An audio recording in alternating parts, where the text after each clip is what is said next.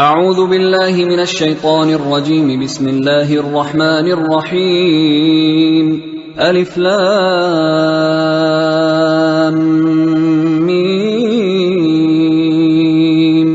ذلك الكتاب لا ريب فيه هدى للمتقين الذين يؤمنون بالغيب ويقيمون الصلاة ومما رزقناهم ينفقون والذين يؤمنون بما أنزل إليك وما أنزل من قبلك وبالآخرة هم يوقنون أولئك على هدى من ربهم وأولئك هم المفلحون. إن الذين كفروا سواء عليهم أأنذرتهم أم لم تنذرهم لا يؤمنون. ختم الله على قلوبهم وعلى سمعهم وعلى أبصارهم غشاوة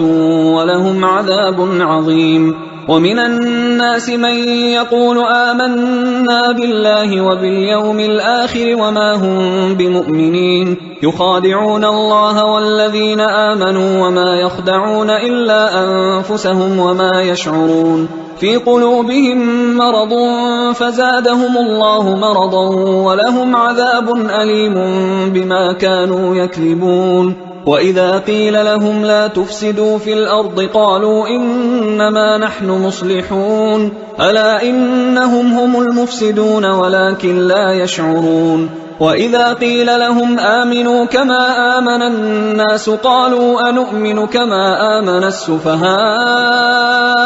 ألا إنهم هم السفهاء ولكن لا يعلمون. وإذا لقوا الذين آمنوا قالوا آمنا وإذا خلوا إلى شياطينهم قالوا إنا معكم إنما نحن مستهزئون. الله يستهزئ بهم ويمدهم في طغيانهم يعمهون. أولئك الذين اشتروا الضلالة بالهدى فما ربحت تجارتهم وما كانوا مهتدين. مثلهم كمثل الذي استوقد نارا فلما أضاءت ما حوله ذهب الله بنورهم وتركهم في ظلمات لا يبصرون. صم بكم عمي فهم لا يرجعون. أو كصيب من السماء فيه ظلمات ورعد وبرق يجعلون أصابعهم في آذانهم من الصواعق حذر الموت والله محيط بالكافرين. يكاد البرق يخطف أبصارهم كلما أضاء لهم مشوا فيه وإذا أظلم عليهم قاموا ولو شاء الله لذهب بسمعهم وأبصارهم إن الله على كل شيء قدير. يا أيها الناس اعبدوا ربكم الذي خلقكم والذين من قبلكم لعلكم تتقون الذي جعل لكم الأرض فراشا والسماء بناء وأنزل من السماء ماء فأخرج به من الثمرات رزقا لكم فلا تجعلوا لله أندادا وأنتم تعلمون. وإن كنتم في ريب مما نزلنا على عبدنا فأتوا بسورة من مثله وادعوا شهداءكم من دون الله إن كنتم صادقين. فإن لم تفعلوا ولن تفعلوا فاتقوا النار التي وقودها الناس والحجارة أعدت للكافرين. وبشر الذين آمنوا وعملوا الصالحات أن لهم جنات تجري من تحتها الأنهار كلما رزقوا منها من ثمرة رزقا قالوا هذا الذي رزقنا من قبل وأتوا به متشابها ولهم فيها أزواج مطهرة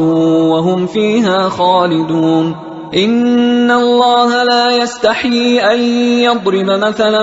ما بعوضة فما فوقها فأما الذين آمنوا فيعلمون أنه الحق من ربهم وأما الذين كفروا فيقولون ماذا أراد الله بهذا مثلا يضل به كثيرا ويهدي به كثيرا وما يضل به إلا الفاسقين الذين ينقضون عهد الله من بعد ميثاقه ويقطعون ما أمر الله به أن يوصل ويفسدون في الأرض أولئك هم الخاسرون كيف تكفرون بالله وكنتم أمواتا فأحياكم ثم يميتكم ثم يحييكم ثم إليه ترجعون هو الذي خلق لكم ما في الأرض جميعا ثم استوى إلى السماء فسواهن 7 سماوات وهو بكل شيء عليم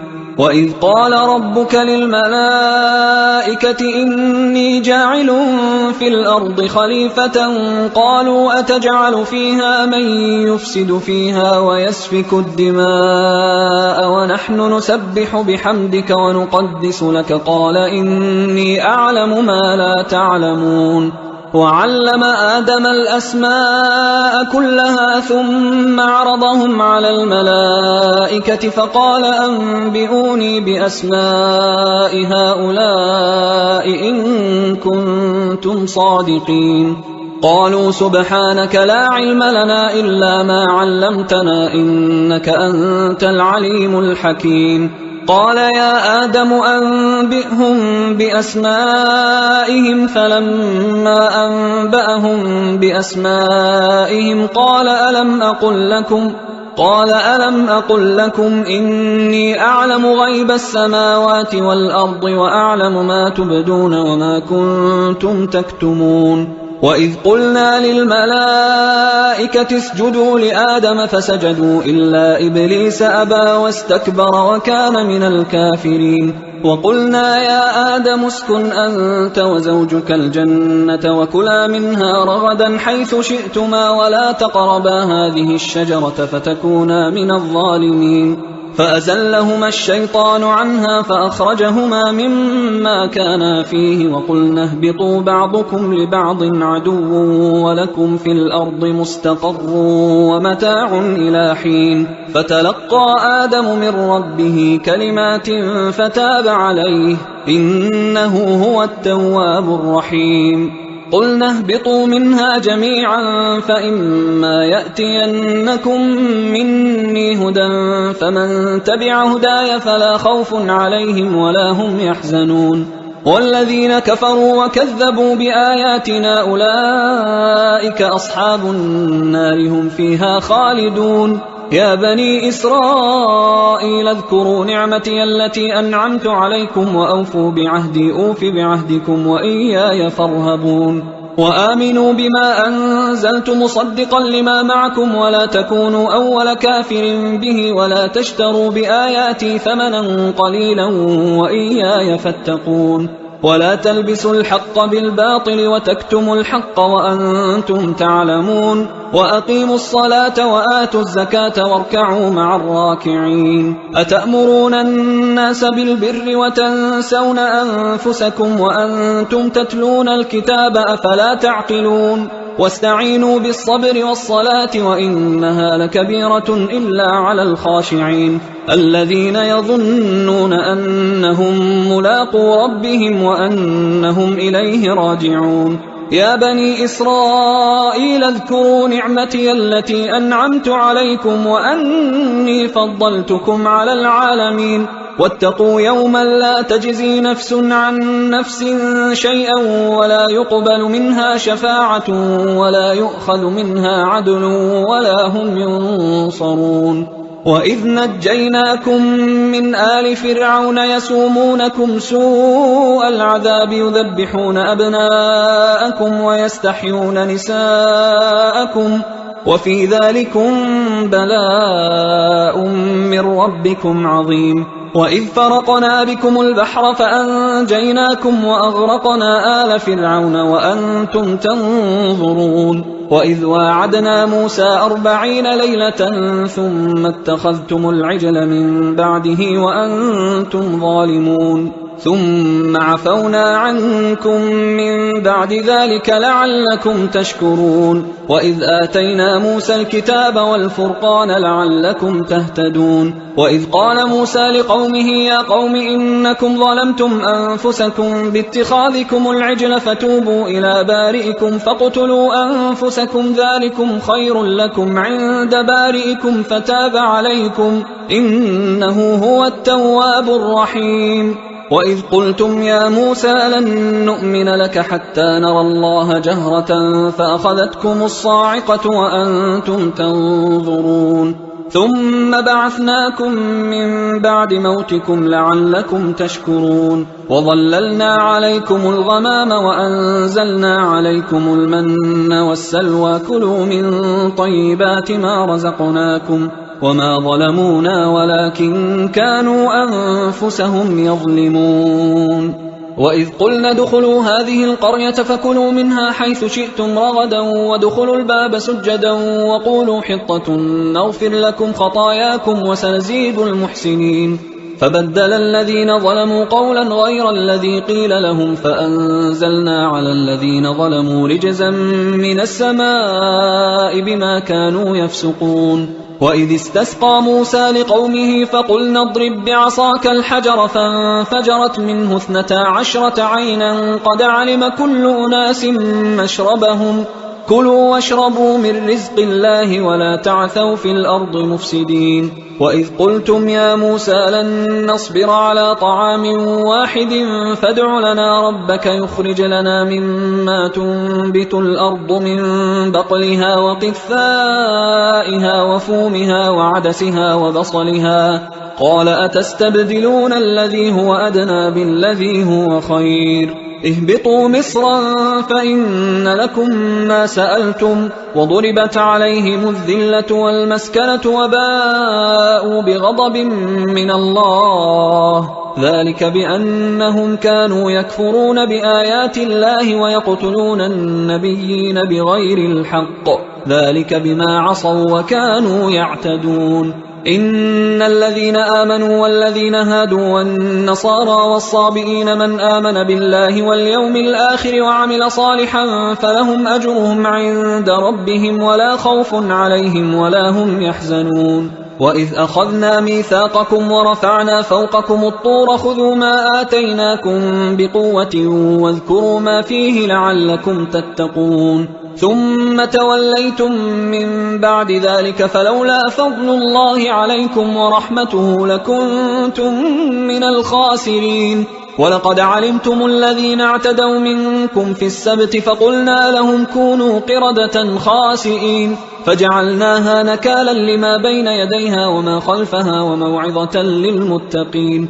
وإذ قال موسى لقومه إن الله يأمركم أن تذبحوا بقرة قالوا أتتخذنا هزوا قال أعوذ بالله أن أكون من الجاهلين قالوا ادع لنا ربك يبين لنا ما هي قال إنه يقول إنها بقرة لا فارض ولا بكر عوان بين ذلك فافعلوا ما تؤمرون قالوا ادع لنا ربك يبين لنا ما لونها قال إنه يقول إنها بقرة صفراء فاقع لونها تسر الناظرين قالوا ادع لنا ربك يبين لنا ما هي إن البقرة شابه علينا وإنا إن شاء الله لمهتدون قال إنه يقول إنها بقرة لا ذلول تثير الأرض ولا تسقي الحرث مسلمة لا شية فيها قالوا الآن جئت بالحق فذبحوها وما كادوا يفعلون وإذ قتلتم نفسا فادارأتم فيها والله مخرج ما كنتم تكتمون فقلنا اضربوه ببعضها كذلك يحيي الله الموتى ويريكم آياته لعلكم تعقلون ثم قست قلوبكم من بعد ذلك فهي كالحجارة أو أشد قسوة وإن من الحجارة لما يتفجر منه الأنهار وإن منها لما يشقق فيخرج منه الماء وإن منها لما يهبط من خشية الله وما الله بغافل عما تعملون أفتطمعون أن يؤمنوا لكم وقد كان فريق منهم يسمعون كلام الله ثم يحرفونه من بعد ما عقلوه وهم يعلمون وإذا لقوا الذين آمنوا قالوا آمنا وإذا خلا بعضهم إلى بعض قالوا أتحدثونهم بما فتح الله عليكم ليحاجوكم به عند ربكم أفلا تعقلون أولا يعلمون أن الله يعلم ما يسرون وما يعلنون ومنهم أميون لا يعلمون الكتاب إلا أماني وإنهم إلا يظنون فويل للذين يكتبون الكتاب بأيديهم ثم يقولون هذا من عند الله ليشتروا به ثمنا قليلا فويل لهم مما كتبت أيديهم وويل لهم مما يكسبون وقالوا لن تمسنا النار إلا أياما معدودة قل أتخذتم عند الله عهدا فلن يخلف الله عهده أم تقولون على الله ما لا تعلمون بلى من كسب سيئة وأحاطت به خطيئته فأولئك أصحاب النار هم فيها خالدون والذين آمنوا وعملوا الصالحات أولئك أصحاب الجنة هم فيها خالدون وإذ أخذنا ميثاق بني إسرائيل لا تعبدون إلا الله وبالوالدين إحسانا وذي القربى واليتامى والمساكين وقولوا للناس حسنا وأقيموا الصلاة وآتوا الزكاة ثم توليتم إلا قليلا منكم وأنتم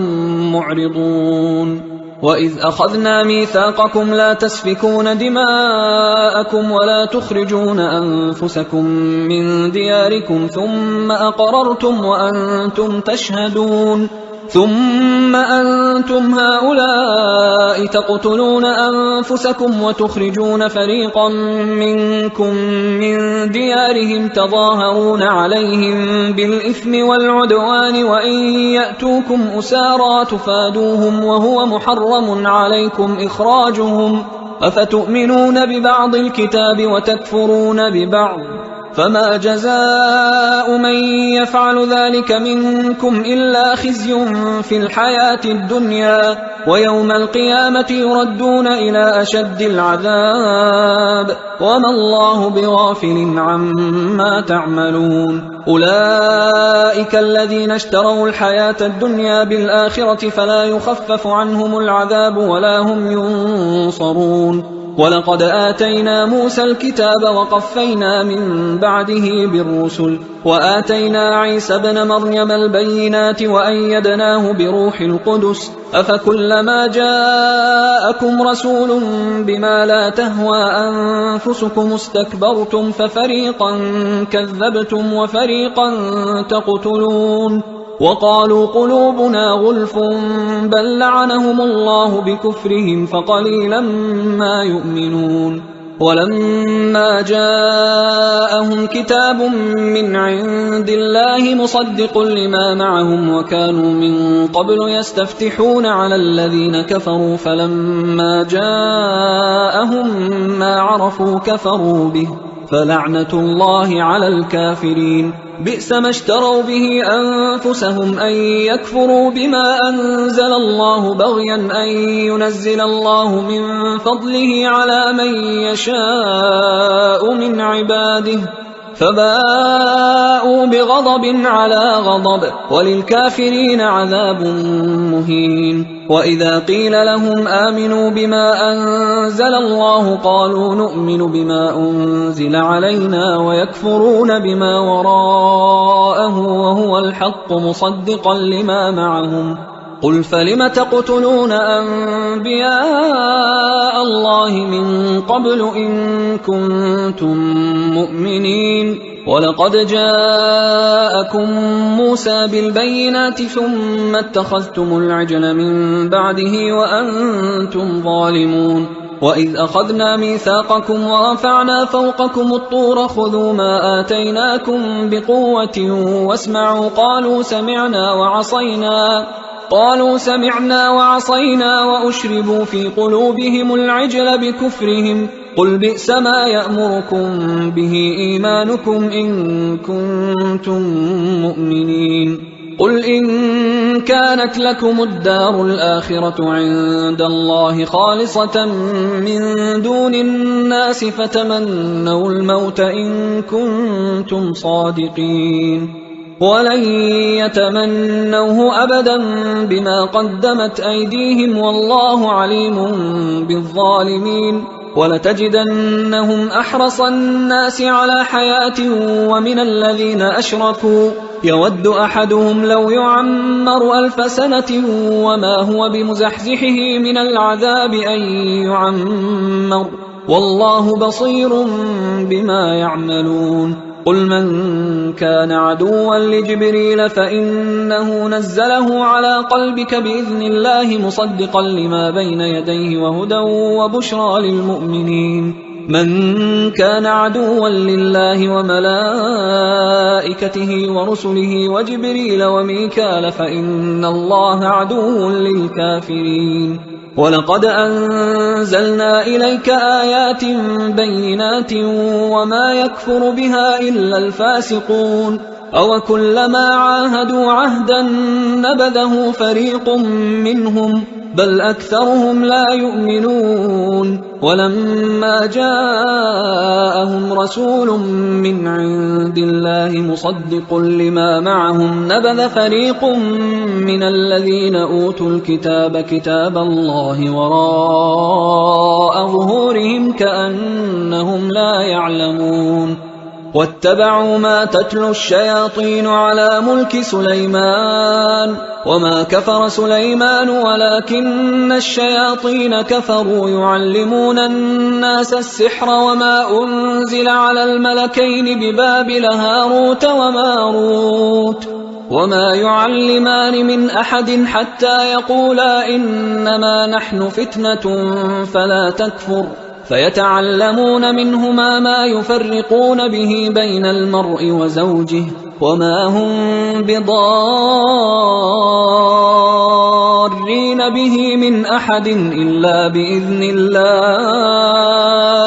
ويتعلمون ما يضرهم ولا ينفعهم ولقد علموا لمن اشتراه ما له في الآخرة من خلاق ولبئس ما شروا به أنفسهم لو كانوا يعلمون ولو أنهم آمنوا واتقوا لمثوبة من عند الله خير لو كانوا يعلمون يا أيها الذين آمنوا لا تقولوا راعنا وقولوا انظرنا واسمعوا وللكافرين عذاب أليم ما يود الذين كفروا من أهل الكتاب ولا المشركين أن ينزل عليكم من خير من ربكم والله يختص برحمته من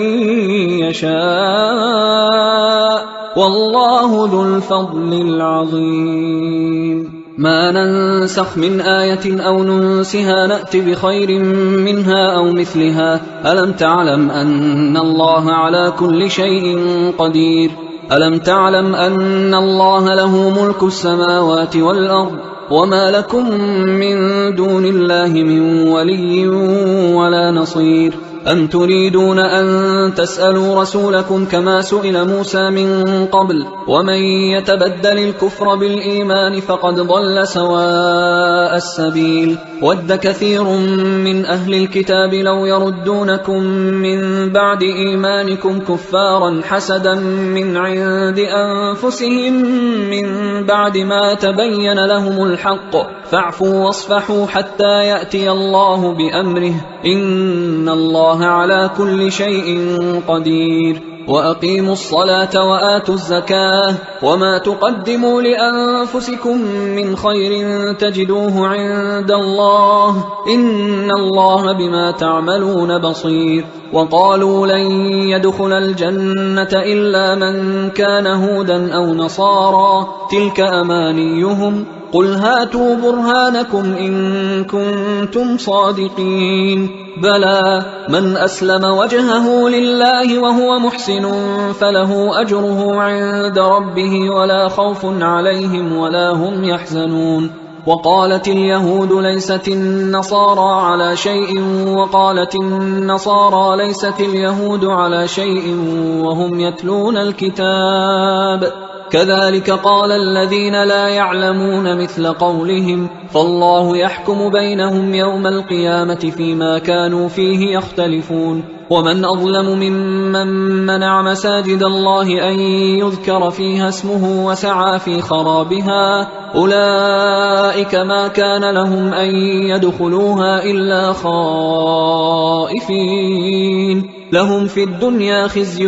ولهم في الآخرة عذاب عظيم ولله المشرق والمغرب فأينما تولوا فثم وجه الله إن الله واسع عليم وقالوا اتخذ الله ولدا سبحانه بل له ما في السماوات والأرض كل له قانتون بديع السماوات والأرض وإذا قضى أمرا فإنما يقول له كن فيكون وقال الذين لا يعلمون لولا يكلمنا الله أو تأتينا آية كذلك قال الذين من قبلهم مثل قولهم تشابهت قلوبهم قد بينا الآيات لقوم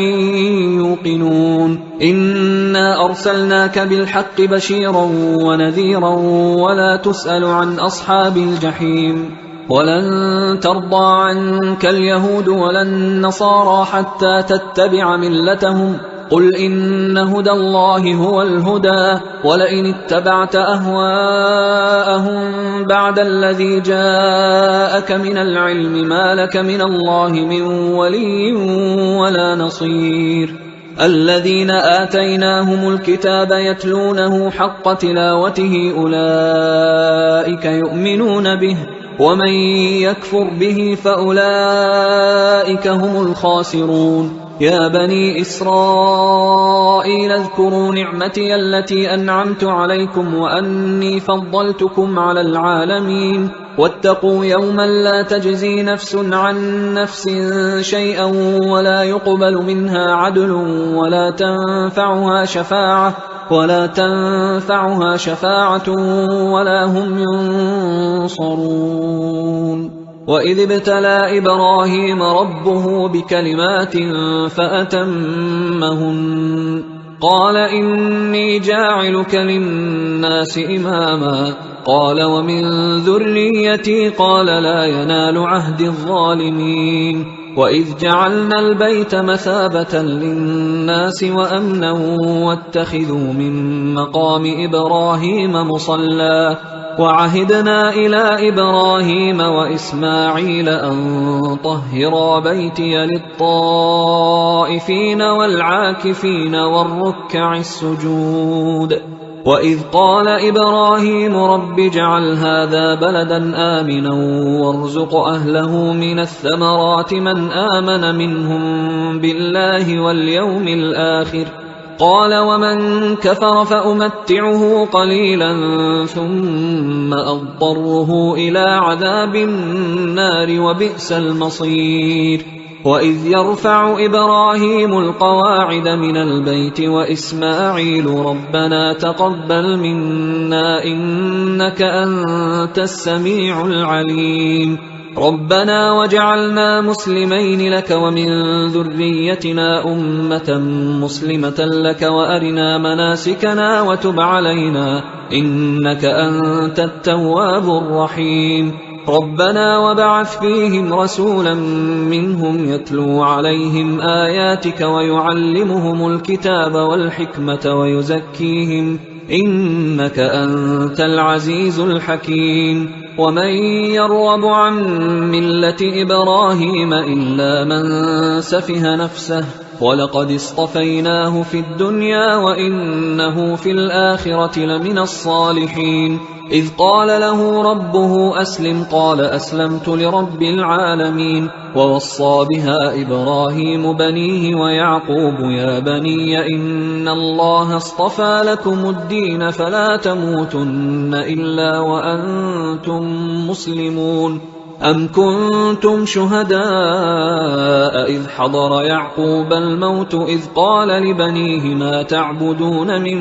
بعدي قالوا نعبد إلهك وإله آبائك إبراهيم وإسماعيل وإسحاق إلها واحدا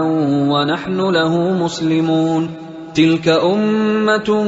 قد خلت لها ما كسبت ولكم ما كسبتم ولا تسألون عما كانوا يعملون وقالوا كونوا هودا أو نصارى تهتدوا قل بل ملة إبراهيم حنيفا وما كان من المشركين قولوا آمنا بالله وما أنزل إلينا وما أنزل إلى إبراهيم وإسماعيل وإسحاق ويعقوب والأسباط وما أوتي موسى وعيسى وما أوتي النبيون من ربهم لا نفرق بين أحد منهم ونحن له مسلمون فإن آمنوا بمثل ما آمنتم به فقد اهتدوا وإن تولوا فإنما هم في شقاق فسيكفيكهم الله وهو السميع العليم صبغة الله ومن أحسن من الله صبغة ونحن له عابدون قل أتحاجوننا في الله وهو ربنا وربكم ولنا أعمالنا ولكم أعمالكم ونحن له مخلصون أم تقولون إن إبراهيم وإسماعيل وإسحاق ويعقوب والأسباط كانوا هودا أو نصارى قل أأنتم أعلم أم الله ومن أظلم ممن كتم شهادة عنده من الله وما الله بغافل عما تعملون تلك أمة قد خلت لها ما كسبت ولكم ما كسبتم ولا تسألون عما كانوا يعملون سيقول السفهاء من الناس ما ولاهم عن قبلتهم التي كانوا عليها قل لله المشرق والمغرب يهدي من يشاء إلى صراط مستقيم وكذلك جعلناكم أمة وسطا لتكونوا شهداء على الناس ويكون الرسول عليكم شهيدا وما جعلنا القبلة التي كنت عليها إلا لنعلم من يتبع الرسول ممن ينقلب على عقبيه وإن كانت لكبيرة إلا على الذين هدى الله وما كان الله ليضيع إيمانكم إن الله بالناس لرؤوف رحيم قد نرى تقلب وجهك في السماء فلنولينك قبلة ترضاها فول وجهك شطر المسجد الحرام وحيث ما كنتم فولوا وجوهكم شطره وإن الذين أوتوا الكتاب ليعلمون أنه الحق من ربهم وما الله بغافل عما يعملون ولئن أتيت الذين أوتوا الكتاب بكل آية ما تبعوا قبلتك وما أنت بتابع قبلتهم وما بعضهم بتابع قبلة بعض ولئن اتبعت أهواءهم من بعد ما جاءك من العلم إنك إذا لمن الظالمين الذين آتيناهم الكتاب يعرفونه كما يعرفون أبناءهم وإن فريقا منهم ليكتمون الحق وهم يعلمون الحق من ربك فلا تكونن من الممترين ولكل وجهة هو موليها فاستبقوا الخيرات أينما تكونوا يأت بكم الله جميعا إن الله على كل شيء قدير ومن حيث خرجت فول وجهك شطر المسجد الحرام وإنه للحق من ربك وما الله بغافل عما تعملون ومن حيث خرجت فول وجهك شطر المسجد الحرام وحيث ما كنتم فولوا وجوهكم شطره لئلا يكون للناس عليكم حجة إلا الذين ظلموا منهم فلا تخشوهم واخشوني ولأتم نعمتي عليكم ولعلكم تهتدون كما أرسلنا فيكم رسولا منكم يتلو عليكم آياتنا ويزكيكم ويعلمكم الكتاب والحكمة ويعلمكم ما لم تكونوا تعلمون فاذكروني أذكركم واشكروا لي ولا تكفرون يا أيها الذين آمنوا استعينوا بالصبر والصلاة إن الله مع الصابرين ولا تقولوا لمن يقتل في سبيل الله أموات بل أحياء ولكن لا تشعرون ولنبلونكم بشيء من الخوف والجوع ونقص من الأموال والأنفس والثمرات وبشر الصابرين الذين إذا أصابتهم مصيبة قالوا إنا لله وإنا إليه راجعون أولئك عليهم صلوات من ربهم ورحمة وأولئك هم المهتدون إن الصفا والمروة من شعائر الله فمن حج البيت أو اعتمر فلا جناح عليه أن يطوف بهما ومن تطوع خيرا فإن الله شاكر عليم إن الذين يكتمون ما أنزلنا من البينات والهدى من بعد ما بيناه للناس في الكتاب أولئك يلعنهم الله ويلعنهم اللاعنون إلا الذين تابوا وأصلحوا وبينوا فأولئك أتوب عليهم وأنا التواب الرحيم إن الذين كفروا وماتوا وهم كفار أولئك عليهم لعنة الله والملائكة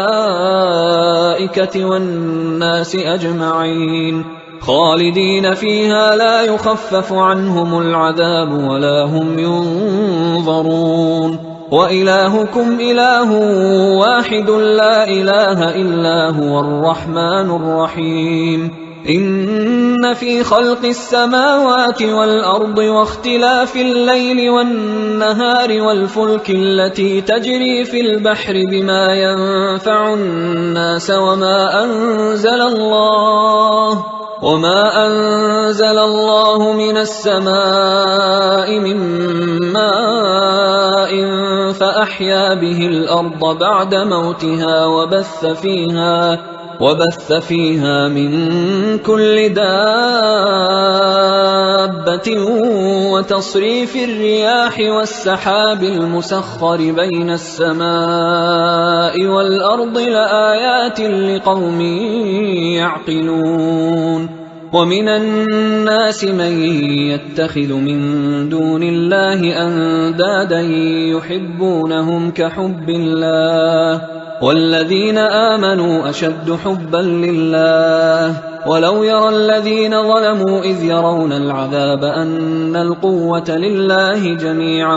وأن الله شديد العذاب إذ تبرأ الذين اتبعوا من الذين اتبعوا ورأوا العذاب وتقطعت بهم الأسباب وقال الذين اتبعوا لو أن لنا كرة فنتبرأ منهم كما تبرأوا منا كذلك يريهم الله أعمالهم حسرات عليهم وما هم بخارجين من النار يا أيها الناس كلوا مما في الأرض حلالا طيبا ولا تتبعوا خطوات الشيطان إنه لكم عدو مبين إنما يأمركم بالسوء والفحشاء وأن تقولوا على الله ما لا تعلمون وإذا قيل لهم اتبعوا ما أنزل الله قالوا بل نتبع ما ألفينا عليه آباءنا أولو كان آباؤهم لا يعقلون شيئا ولا يهتدون ومثل الذين كفروا كمثل الذي ينعق بما لا يسمع إلا دعاء ونداء صم بكم عمي فهم لا يعقلون يا أيها الذين آمنوا كلوا من طيبات ما رزقناكم واشكروا لله إن كنتم إياه تعبدون إنما حرم عليكم الميتة والدم ولحم الخنزير وما أهل به لغير الله فمن اضطر غير باغ ولا عاد فلا إثم عليه إن الله غفور رحيم إن الذين يكتمون ما أنزل الله من الكتاب ويشترون به ثمنا قليلا أولئك ما يأكلون في بطونهم إلا النار ولا يكلمهم الله يوم القيامة ولا يزكيهم ولهم عذاب أليم أولئك الذين اشتروا الضلالة بالهدى والعذاب بالمغفرة فما أصبرهم على النار ذلك بأن الله نزل الكتاب بالحق وإن الذين اختلفوا في الكتاب لفي شقاق بعيد ليس البر أن تولوا وجوهكم قبل المشرق والمغرب ولكن البر من آمن بالله واليوم الآخر والملائكة والكتاب والنبيين وآتى المال على حبه ذوي القربى واليتامى والمساكين وابن السبيل والسائلين وفي الرقاب وأقام الصلاة وآتى الزكاة والموفون بعهدهم إذا عاهدوا والصابرين في البأساء والضراء وحين البأس أولئك الذين صدقوا وأولئك هم المتقون يا أيها الذين آمنوا كتب عليكم القصاص في القتلى الحر بالحر والعبد بالعبد والأنثى بالأنثى فمن عفي له من أخيه شيء فاتباع بالمعروف وأداء إليه بإحسان ذلك تخفيف من ربكم ورحمة فمن اعتدى بعد ذلك فله عذاب أليم ولكم في القصاص حياة يا أولي الألباب لعلكم تتقون كتب عليكم إذا حضر أحدكم الموت إن ترك خيرا الوصية للوالدين والأقربين بالمعروف حقا على المتقين فمن بدله بعدما سمعه فإنما إثمه على الذين يبدلونه إن الله سميع عليم فمن خاف من موص جنفا أو إثما فأصلح بينهم فلا إثم عليه إن الله غفور رحيم. يا أيها الذين آمنوا كتب عليكم الصيام كما كتب على الذين من قبلكم لعلكم تتقون أياما معدودات، فمن كان منكم مريضا أو على سفر فعدة من أيام أخر، وعلى الذين يطيقونه فدية طعام مسكين، فمن تطوع خيرا فهو خير له، وأن تصوموا خير لكم إن كنتم تعلمون. شهر رمضان الذي أنزل فيه القرآن هدى للناس وبينات من الهدى والفرقان، فمن شهد منكم الشهر فليصمه، ومن كان مريضا أو على سفر فعدة من أيام أخر، يريد الله بكم اليسر ولا يريد بكم العسر ولتكملوا العدة ولتكبروا الله على ما هداكم ولعلكم تشكرون. وإذا سألك عبادي عني فإني قريب أجيب دعوة الداعي إذا دعان، فليستجيبوا لي وليؤمنوا بي لعلهم يرشدون. أحل لكم ليلة الصيام الرفث إلى نسائكم هن لباس لكم وأنتم لباس لهن، علم الله أنكم كنتم تختانون أنفسكم فتاب عليكم وعفى عنكم، فالآن باشروهن وابتغوا ما كتب الله لكم، وكلوا واشربوا حتى يتبين لكم الخيط الأبيض من الخيط الأسود من الفجر، ثم أتموا الصيام إلى الليل، ولا تباشروهن وأنتم عاكفون في المساجد،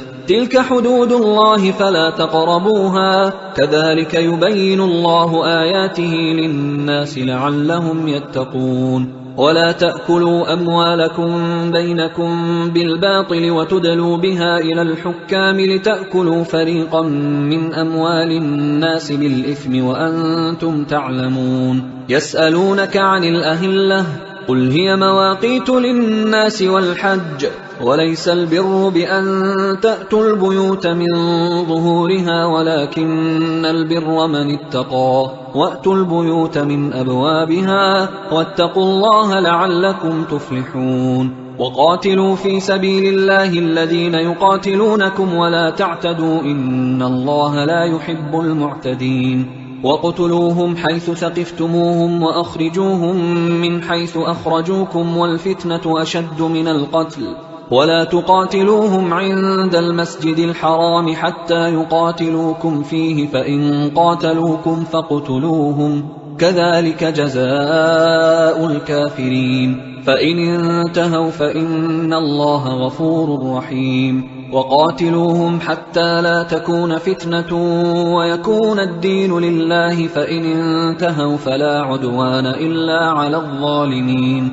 الشهر الحرام بالشهر الحرام والحرمات قصاص، فمن اعتدى عليكم فاعتدوا عليه بمثل ما اعتدى عليكم، واتقوا الله واعلموا أن الله مع المتقين. وأنفقوا في سبيل الله ولا تلقوا بأيديكم إلى التهلكة وأحسنوا إن الله يحب المحسنين. وأتموا الحج والعمرة لله، فإن أحصرتم فما استيسر من الهدي، ولا تحلقوا رؤوسكم حتى يبلغ الهدي محله، فمن كان منكم مريضا أو به أذى من رأسه ففدية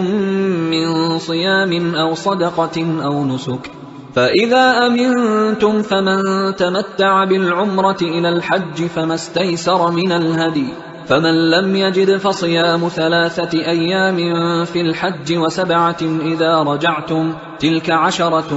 كاملة، ذلك لمن لم يكن أهله حاضر المسجد الحرام. واتقوا الله واعلموا أن الله شديد العقاب. الحج أشهر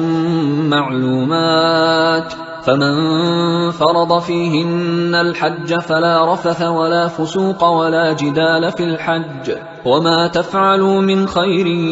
يعلمه الله وتزودوا فإن خير الزاد التقوى واتقون يا أولي الألباب ليس عليكم جناح أن تبتغوا فضلا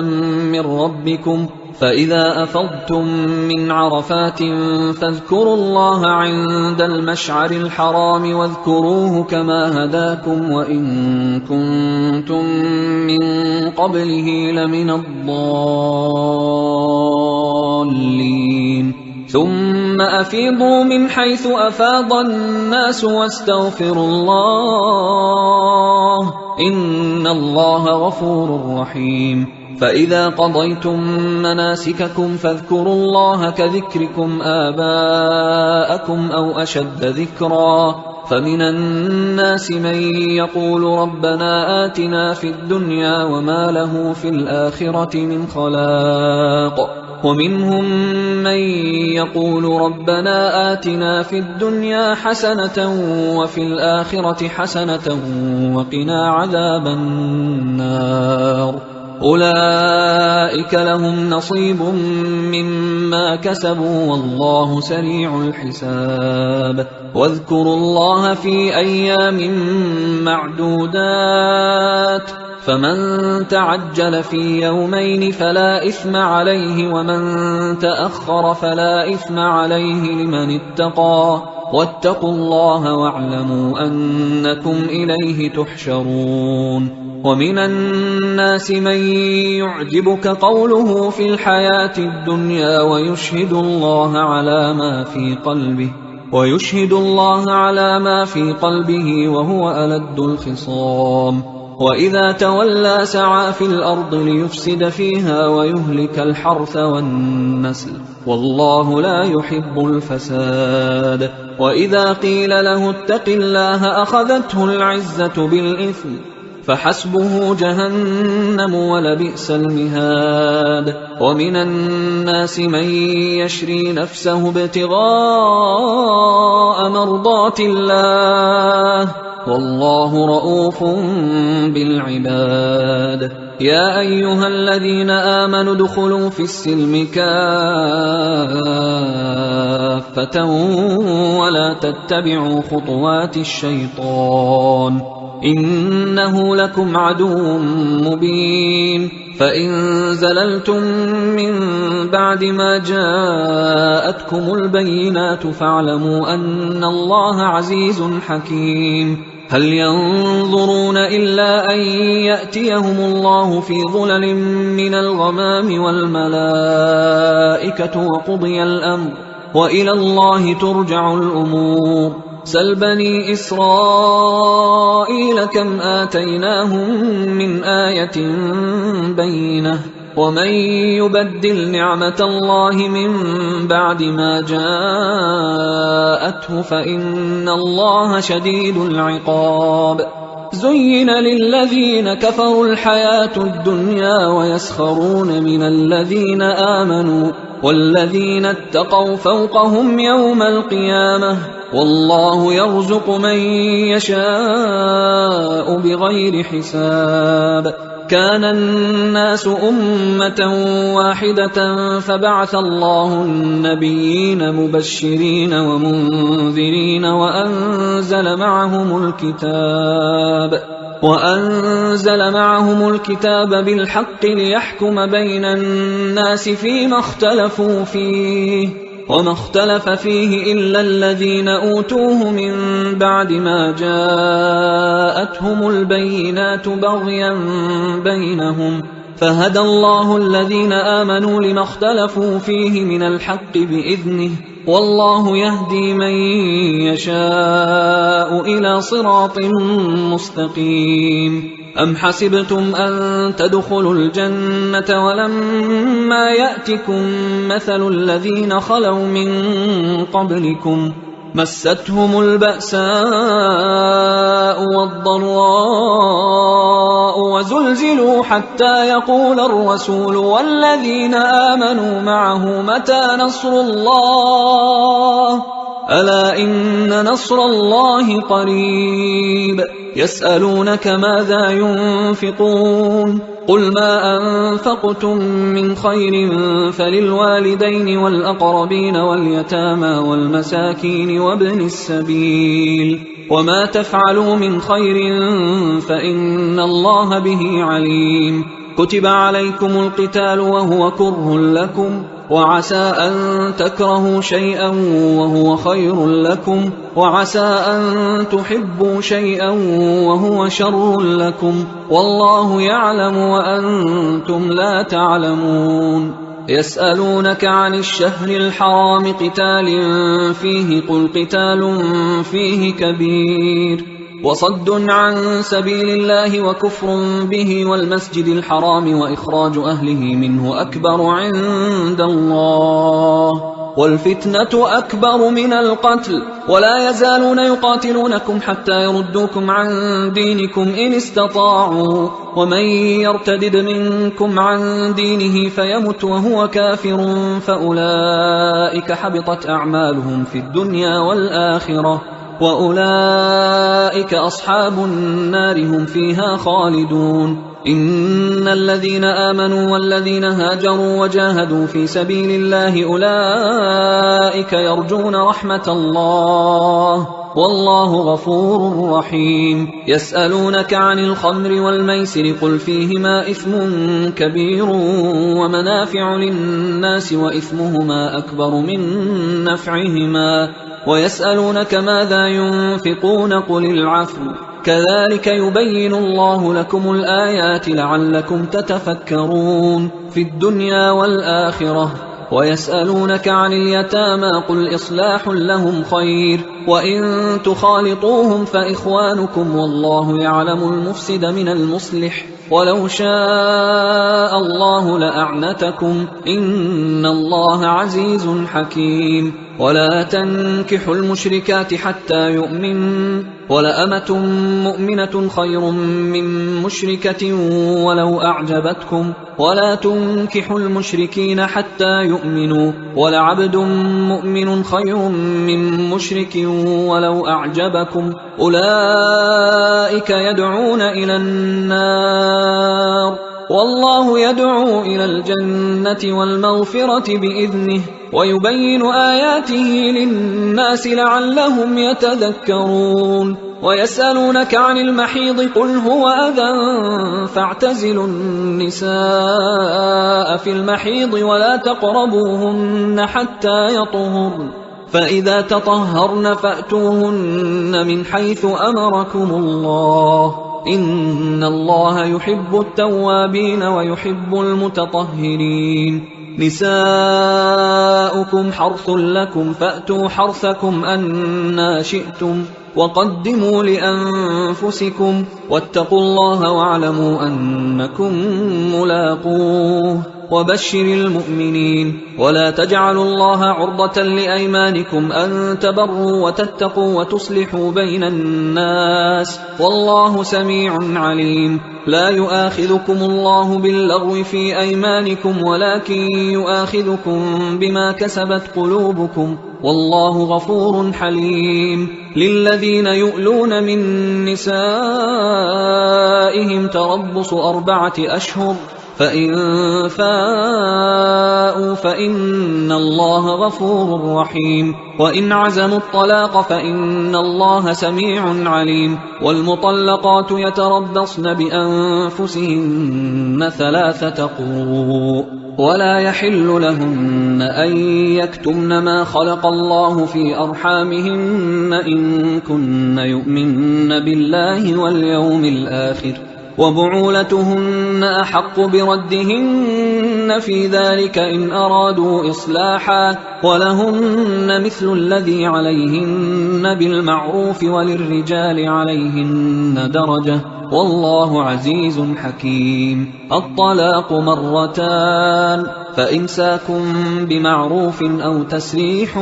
بإحسان ولا يحل لكم أن تأخذوا مما آتيتموهن شيئا إلا أن يخافا ألا يقيما حدود الله فإن خفتم ألا يقيما حدود الله فلا جناح عليهما فيما افتدت به، تلك حدود الله فلا تعتدوها، ومن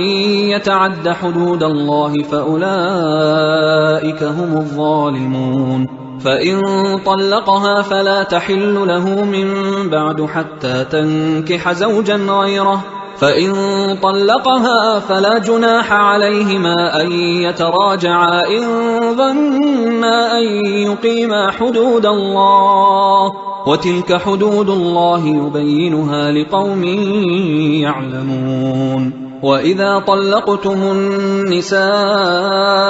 فبلغن أجلهن فأمسكوهن بمعروف أو سرحوهن بمعروف، ولا تمسكوهن ضرارا لتعتدوا، ومن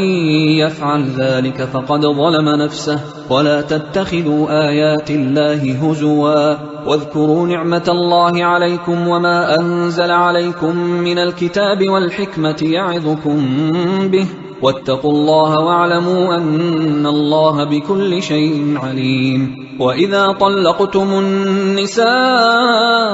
فبلغن أجلهن فلا تعضلوهن أن ينكحن أزواجهن إذا تراضوا بينهم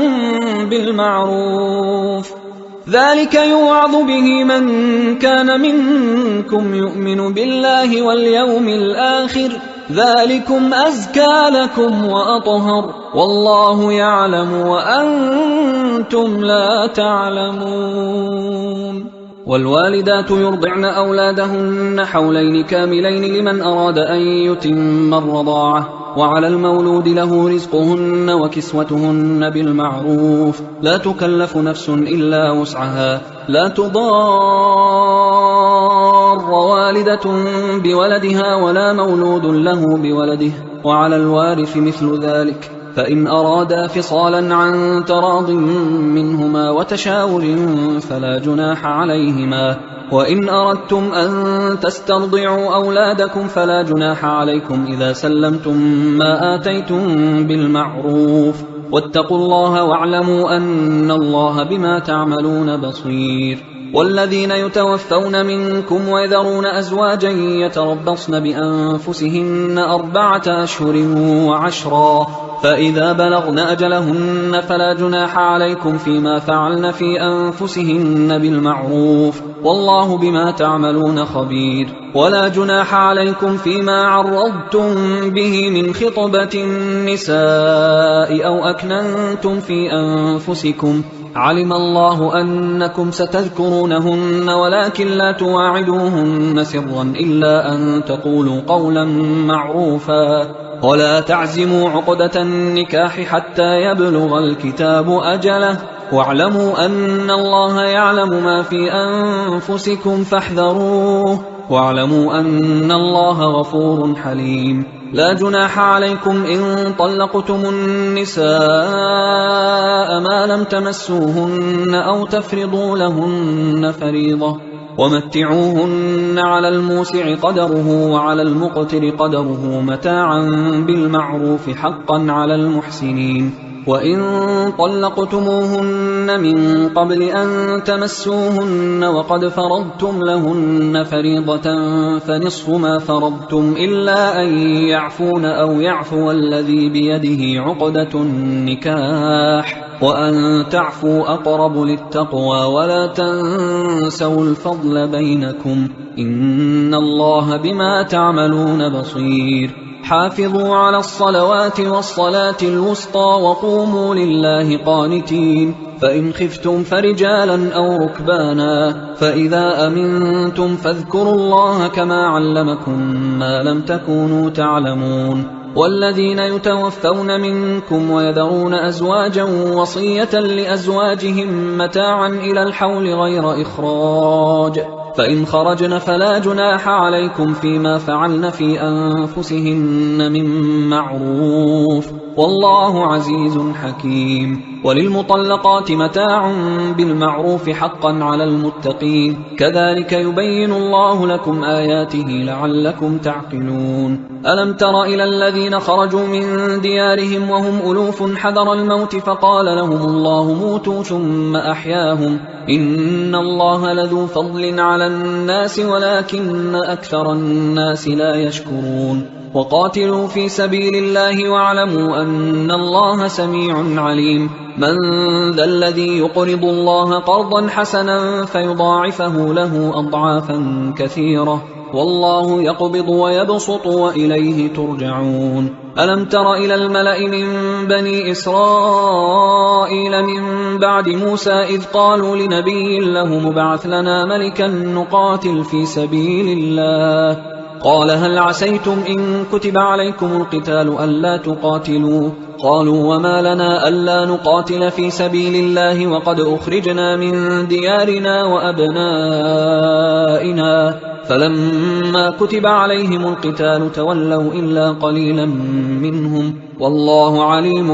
بالظالمين. وقال لهم نبيهم إن الله قد بعث لكم طالوت ملكا، قالوا أنى يكون له الملك علينا ونحن أحق بالملك منه ولم يؤت سعة من المال، قال إن الله اصطفاه عليكم وزاده بسطة في العلم والجسم والله يؤتي ملكه من يشاء والله واسع عليم. وقال لهم نبيهم إن آية ملكه أن يأتيكم التابوت فيه سكينة من ربكم وبقية مما ترك آل موسى وآل هارون تحمله الملائكة، إن في ذلك لآية لكم إن كنتم مؤمنين. فلما فصل طالوت بالجنود قال إن الله مبتليكم بنهر فمن شرب منه فليس مني ومن لم يطعمه فإنه مني إلا من اغترف غرفة بيده، فشربوا منه إلا قليلا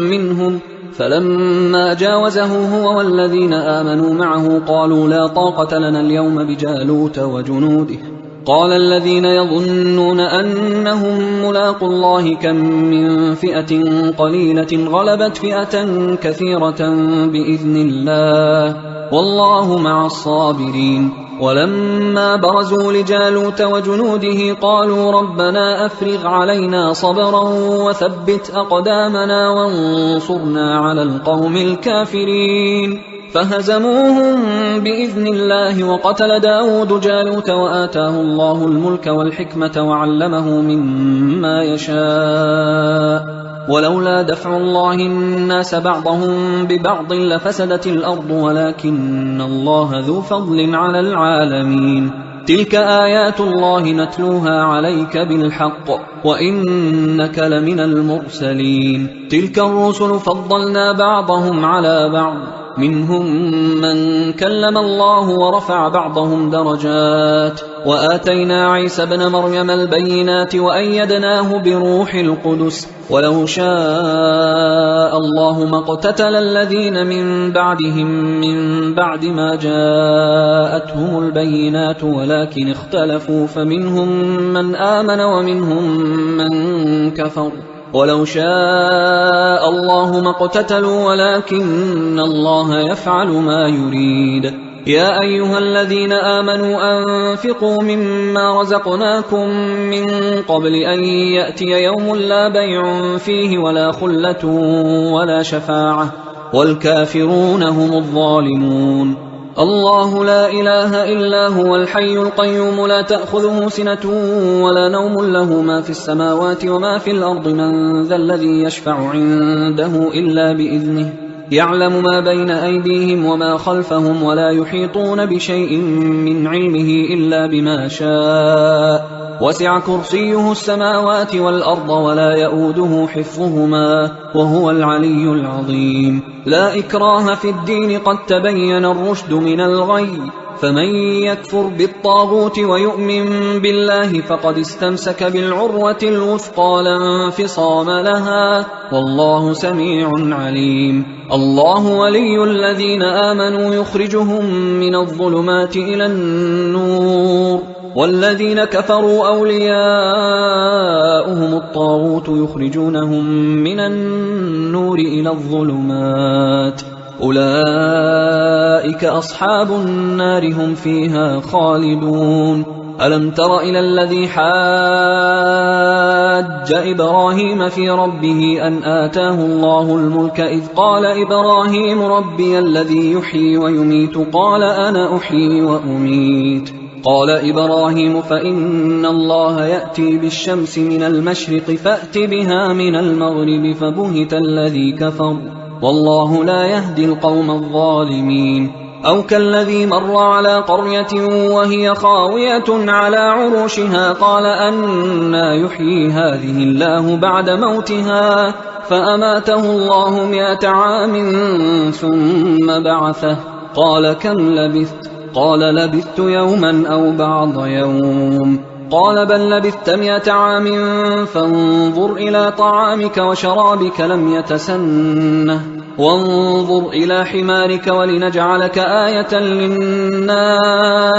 وانظر إلى العظام كيف ننشزها ثم نكسوها لحما فلما تبين له قال أعلم أن الله على كل شيء قدير. وإذ قال إبراهيم رب أرني كيف تحيي الموتى قال أولم تؤمن قال بلى ولكن ليطمئن قلبي قال فخذ 4 من الطير فصرهن إليك ثم اجعل على كل جبل منهن جزءا ثم ادعهن يأتينك سعيا واعلم أن الله عزيز حكيم. مثل الذين ينفقون أموالهم في سبيل الله كمثل حبة أنبتت 7 سنابل في كل سنبلة 100 حبة والله يضاعف لمن يشاء والله واسع عليم. الذين ينفقون أموالهم في سبيل الله ثم لا يتبعون ما أنفقوا منا ولا أذى لهم أجرهم عند ربهم ولا خوف عليهم ولا هم يحزنون. قول معروف ومغفرة خير من صدقة يتبعها أذى والله غني حليم. يا أيها الذين آمنوا لا تبطلوا صدقاتكم بالمن والأذى كالذي ينفق ماله رئاء الناس ولا يؤمن بالله واليوم الآخر فمثله كمثل صفوان عليه تراب فأصابه وابل فتركه صلدا لا يقدرون على شيء مما كسبوا والله لا يهدي القوم الكافرين. ومثل الذين ينفقون أموالهم ابتغاء مرضات الله وتثبيتا من أنفسهم كمثل جنة بربوة أصابها وابل فآتت أكلها ضعفين فإن لم يصبها وابل فطل والله بما تعملون بصير. أيود أحدكم أن تكون له جنة من نخيل وأعناب تجري من تحتها الأنهار له فيها من كل الثمرات وأصابه الكبر وله ذرية ضعفاء فأصابها إعصار فيه نار فاحترقت كذلك يبين الله لكم الآيات لعلكم تتفكرون. يا أيها الذين آمنوا أنفقوا من طيبات ما كسبتم ومما أخرجنا لكم من الأرض ولا تيمموا الخبيث منه تنفقون ولستم بآخذيه إلا أن تغمضوا فيه واعلموا أن الله غني حميد. الشيطان يعدكم الفقر ويأمركم بالفحشاء والله يعدكم مغفرة منه وفضلا والله واسع عليم يؤتي الحكمة من يشاء ومن يؤت الحكمة فقد أوتي خيرا كثيرا وما يذكر إلا أولو الألباب وما أنفقتم من نفقة أو نذرتم من نذر فإن الله يعلمه وما للظالمين من أنصار إن تبدوا الصدقات فنعما هي وإن تخفوها وتؤتوها الفقراء فهو خير لكم ويكفر عنكم من سيئاتكم والله بما تعملون خبير ليس عليك هداهم ولكن الله يهدي من يشاء وما تنفقوا من خير فلأنفسكم وما تنفقون إلا ابتغاء وجه الله وما تنفقوا من خير يوفى إليكم وأنتم لا تظلمون للفقراء الذين أحصروا في سبيل الله لا يستطيعون ضربا في الأرض يحسبهم الجاهل أغنياء من التعفف تعرفهم بسيماهم لا يسألون الناس إلحافا وما تنفقوا من خير فإن الله به عليم الذين ينفقون أموالهم بالليل والنهار سرا وعلانية فلهم أجرهم عند ربهم ولا خوف عليهم ولا هم يحزنون الذين يأكلون الربا لا يقومون إلا كما يقوم الذي يتخبطه الشيطان من المس ذلك بأنهم قالوا إنما البيع مثل الربا وأحل الله البيع وحرم الربا فمن جاءه موعظة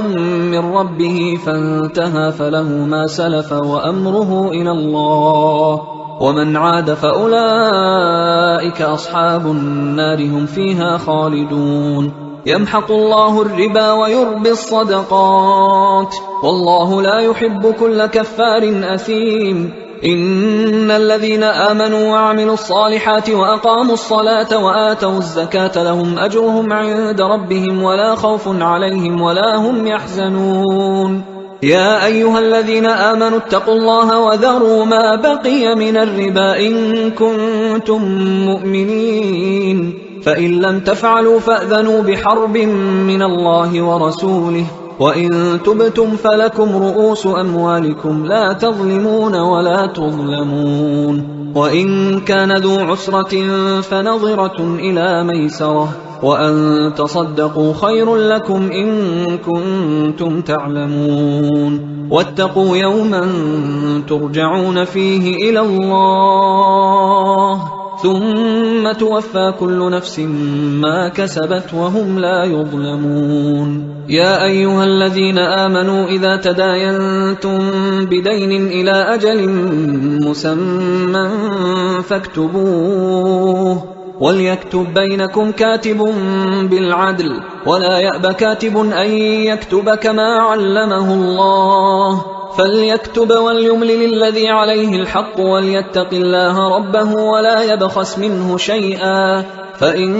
كان الذي عليه الحق سفيها أو ضعيفا أو لا يستطيع أن يمله فليملل وليه بالعدل واستشهدوا شهيدين من رجالكم فإن لم يكونا رجلين فرجل وامرأتان ممن ترضون من الشهداء أن تضل إحداهما فتذكر إحداهما الأخرى ولا يأبى الشهداء إذا ما دعوا ولا تسأموا أن تكتبوه صغيرا أو كبيرا إلى أجله ذلكم أقسط عند الله وأقوم للشهادة وأدنى ألا ترتابوا إلا أن تكون تجارة حاضرة تديرونها بينكم فليس عليكم جناح ألا تكتبوها، وأشهدوا إذا تبايعتم، ولا يضار كاتب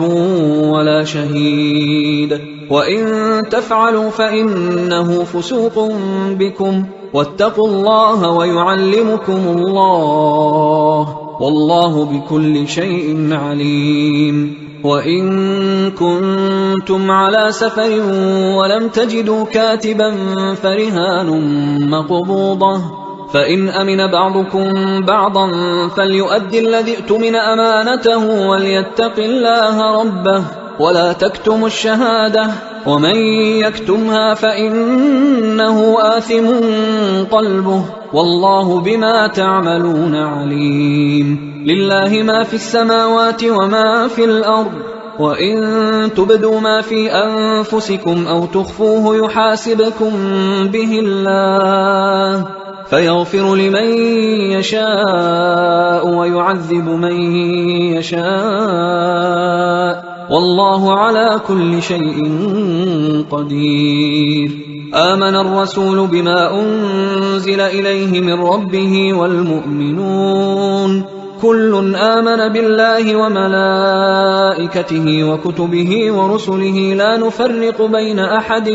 من رسله، وقالوا سمعنا وأطعنا غفرانك ربنا وإليك المصير. لا يكلف الله نفسا إلا وسعها، لها ما كسبت وعليها ما اكتسبت، ربنا لا تؤاخذنا إن نسينا أو أخطأنا، ربنا ولا تحمل علينا إصرا كما حملته على الذين من قبلنا، ربنا ولا تحملنا ما لا طاقة لنا به، واعف عنا واغفر لنا وارحمنا، أنت مولانا فانصرنا على القوم الكافرين.